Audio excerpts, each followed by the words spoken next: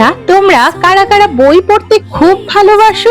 আমি তো বই পড়ার থেকেও কেউ যদি আমাকে গল্পের বই পড়ে শোনায় তাতে আমার খুব ভালো লাগে।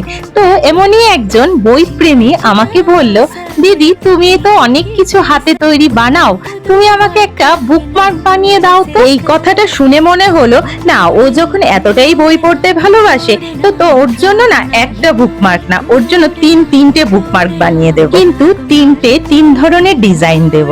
এবার প্রথম যেটা করলাম সেটা একটা বিড়ালের ওপরে করলাম, দেখতেই পেলে।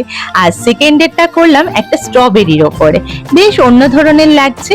আর থার্ডটা করলাম ব্ল্যাকের ওপরে, ব্ল্যাকের মধ্যে এই ধরনের ফ্লোরাল প্রিন্ট দিয়ে করেছি। এই যে তোমাদের সাথে কথা বলতে বলতে আমার বুকমার্ক তিনটে কিন্তু রেডি হয়ে গেছে, আর ও পেয়ে তো খুব খুশি হয়েছে। তোমরাই বলো কিরকম হয়েছে আর কোনটা সব থেকে বেশি ভালো হয়েছে, অবশ্যই কিন্তু বলবে।